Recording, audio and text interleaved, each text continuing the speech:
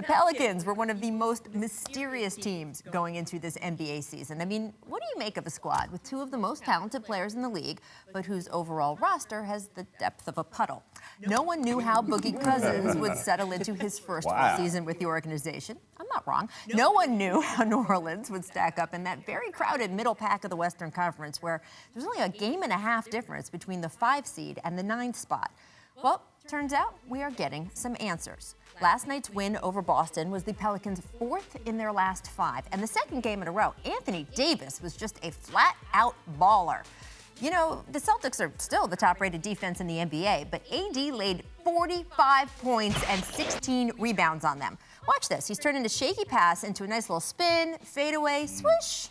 In fact, I am not sure a single one of his jumpers hit anything but pure nylon last night. He was that dialed in. I want to put into perspective just how good a week AD had. He is the first player to notch back-to-back games with at least 45 points and 15 rebounds since Charles Barkley did it back in 1988, which, for those of you playing along at home, was 5 years before AD was even born. But it's not just Davis. It's how he and Boogie are playing together. Oh, yeah, it's time for one of our favorite shows here at The Jump. Bring it to me. Bring it to me. Boogie and the Brow is thriving. I like that. Boogie and AD are on pace to become the only teammates in NBA history to average at least 25 points and 10 rebounds a game. Ever. Only teammates. The time when New Orleans couldn't figure out the spacing for the two big men, clearly a thing of the past. And on a team where Drew Holiday and Rajon Rondo handled the ball plenty, Boogie is still averaging more assists per game than about a third of the NBA's starting point guards. So everything should be rosy in New Orleans, right? All questions answered? Not exactly. Boogie's contract is up this summer, of course, and there are already reports that the Lakers and Mavericks are interested in offering him max deals, which means the Pelicans have to decide whether they are ready to commit the next 5 years and close to $180 million to a player who can be as mercurial as he is talented. Because if they are not, they have just 3 weeks left before the trade deadline to go get something for him, or in a few months, watch him walk away for nothing. If you're New Orleans, have you seen enough in the past 4 months to make such a long-term commitment? That is still a bit of a mystery, and depending on what the Pelicans decide, it's one that over the next few weeks could affect the entire NBA. So, Tracy, should the Pelicans keep Boogie and the Brow together? No, absolutely not.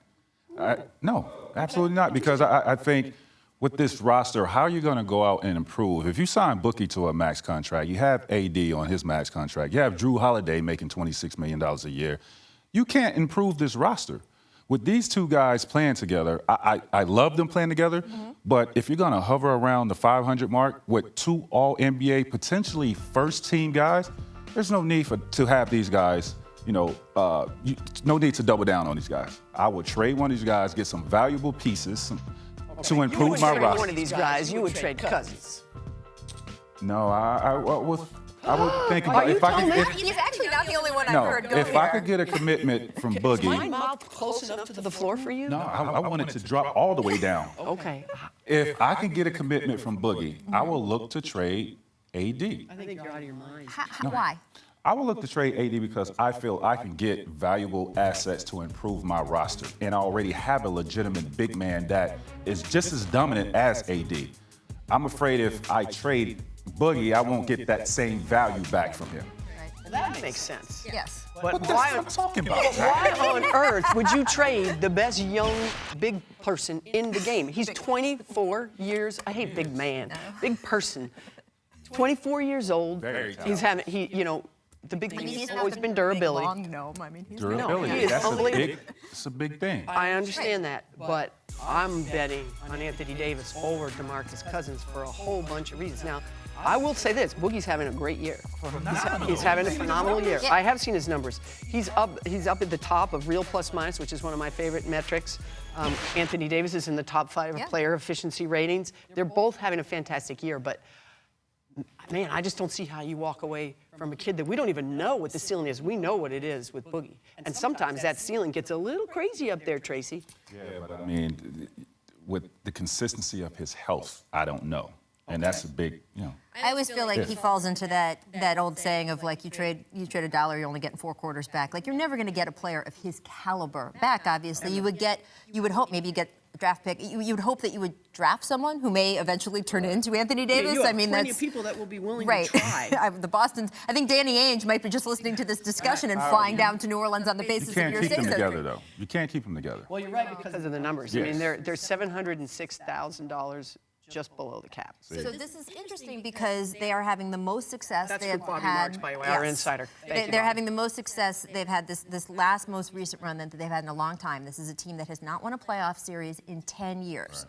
It would be a win for them to get into the playoffs. If they can keep at the 6th seed and not fall into the 7 or 8, and not end up playing Houston or Golden State in the first round, maybe they even win a first-round series. Are you willing to give all that up based on what a potential maybe future you might be trying to build for in the future, but then you've got the Boogie Cousins this summer If all question. that was to take place, then But you don't know that now. You got to decide in the next 3 weeks. And here's the other thing. Look at the Western Conference. Number 9 are the Clippers, right?